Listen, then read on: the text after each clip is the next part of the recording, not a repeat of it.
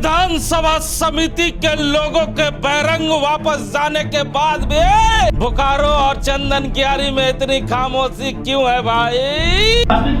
आज यहाँ इस आसपास के जितने भी टॉप मोस्ट लीडर हैं बिल्कुल सम्मेलन है। विधानसभा की समिति के बैरंग वापस जाने के बाद भी चंदन कियारी और बोकारो के किसी बड़े नेता का इस बाबत बयान न आना, किसी राजनीति के जो जिला अध्यक्ष है राजनीतिक दलों के, उसका बयान न आना आखिर क्या संकेत कर रहा है? जब विकास बैंक में काम कर रहे हैं, विधायक का जमीन मिला है, उसका दलाल लोग यहाँ ड्यूटी कर रहा है। विधायक का जमीन मिला है, उसका दलाल लोग यहाँ ड्यूटी कर रहा है। संकेत साफ साफ है कि आज से चंद दिन पहले जयराम महतो ने वेदांता इलेक्ट्रो स्टील के बैठक में एक आरोप लगाया था और साफ साफ कहा था कि बोकारो और चंदन कियारी के जितने भी टॉप मोस्ट के नेता हैं वो वेदांता इलेक्ट्रो स्टील से माइनेज है।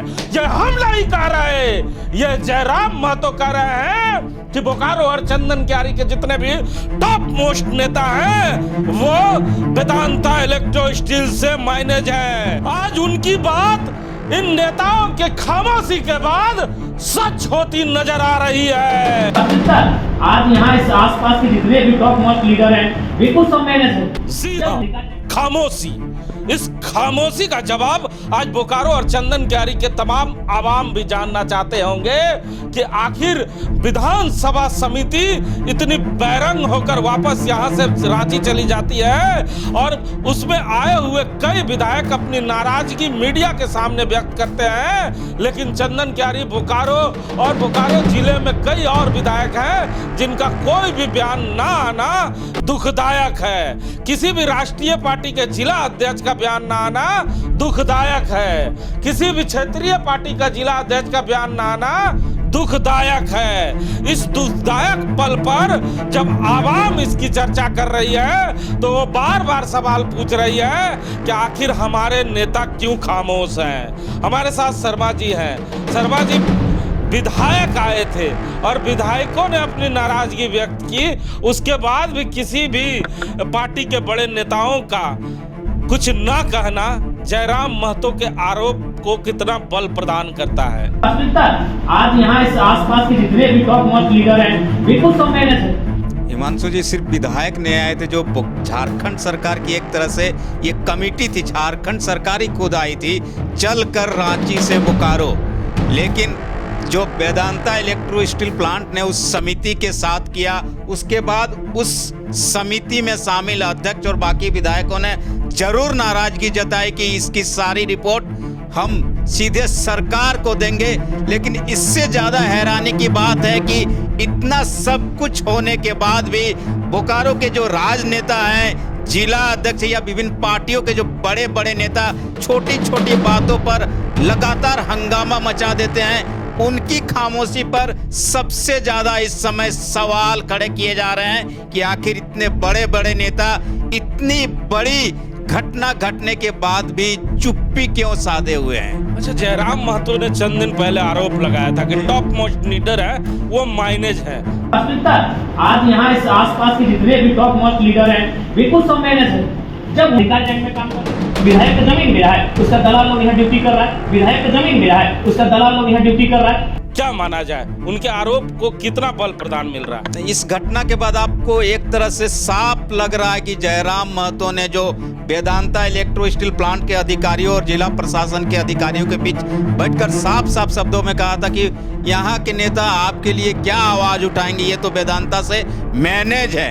तो अब सचमुच ऐसा लगने लगा है कि उस नौजवान लड़के के बात में सच्चाई थी, जिसकी पानगी अब देखने को मिल रही है कि इतनी बड़ी घटना घट गई, लेकिन ना चंदन कियारी का कोई नेता बोलने को तैयार है, ना बोकारो का कोई नेता बोलने को तैयार है, यहाँ तक कि पार्टी के जिला अध्यक्ष तक भी खामोश हैं। अच्छा, हमारे जो सूत्र थे बता रहे थे आज ही जो हम लोगों के पास कुछ कागजात भी हाथ लगा जिसमें कई नेता, कई विधायक और कई बड़े बड़े नेताओं का वेदांता इलेक्ट्रो स्टील में डायरेक्ट और इनडायरेक्ट रूप से बड़ा बड़ा ठेका चल रहा है, ट्रांसपोर्टिंग का काम चल रहा है, कुछ कुछ कामें मिली हुई है। ये सूत्रों के हवाले से खबर है, हम इसकी पुष्टि नहीं कर रहे हैं। नहीं, ये बिल्कुल सूत्रों के हवाले से खबर आ रही कि कई नेता जो हैं, राजनेता जो हैं, ट्रांसपोर्टिंग का काम लिए हुए हैं वेदांता से।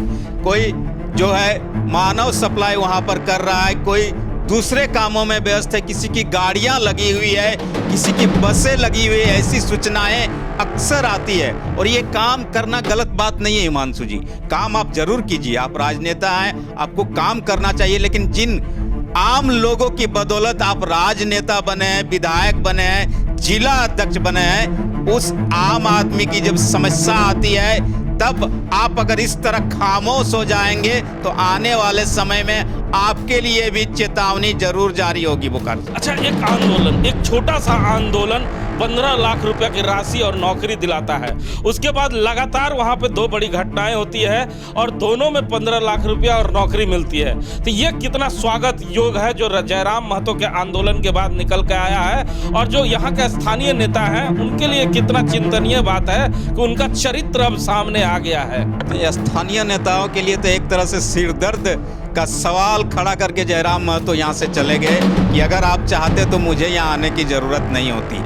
आज से पहले भी कई साल, दशकों पहले यहाँ पर लगातार इस तरह के मजदूरों की मौत होती रही है, और आप अगर ठोस कदम उठाते तो इसी तरह मजदूरों को 15 लाख नियोजन या जो भी एक बड़ी अमाउंट है उसके परिजन को मिलती।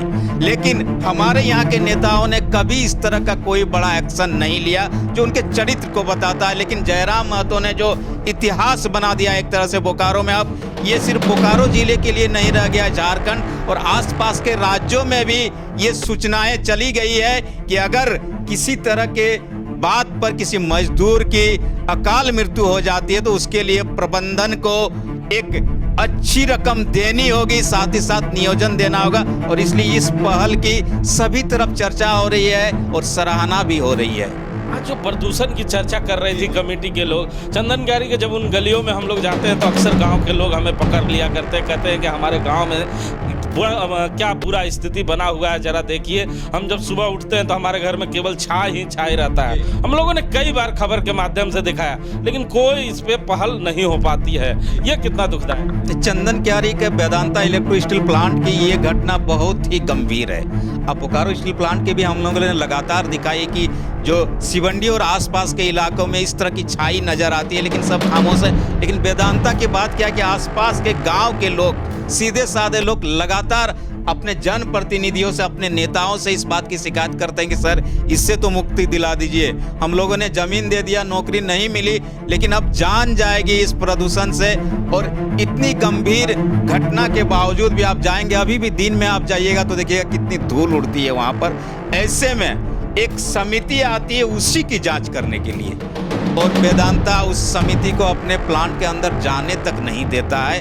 और उस घटना को मान लीजिए आप जिस परिस्थिति में देखें, लेकिन उसके बावजूद अगर हमारे यहाँ के विधायक जो इससे पहले लगातार आवाज उठाते थे कि ऐसी ऐसी घटनाएं घटती है, उस घटना के बाद अगर चुप हैं, जिला के बड़े नेता चुप हैं, तो जयराम महतो की बात में दम तो है कि यहाँ के टॉप मोस्ट लीडर मैनेज हैं।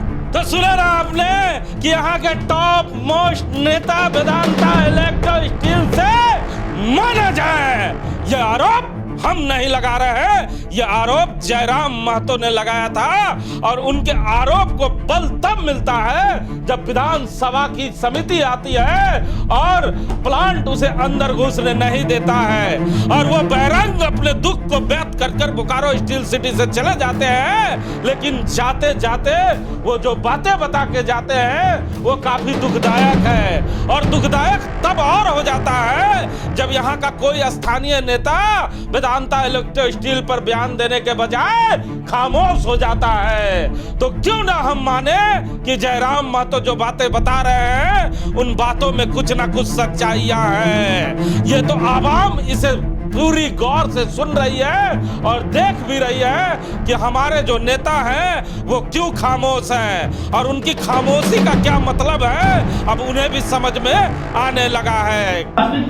आज यहाँ इस आसपास के जितने भी टॉप मोस्ट लीडर हैं वे कुछ सब मैनेज है। जब विकास बैंक में काम कर रहे हैं, विधायक का जमीन मिला है, उसका दलाल लोग यहाँ ड्यूटी कर रहा है। विधायक का जमीन मिला है, उसका दलाल लोग यहाँ ड्यूटी कर रहा है।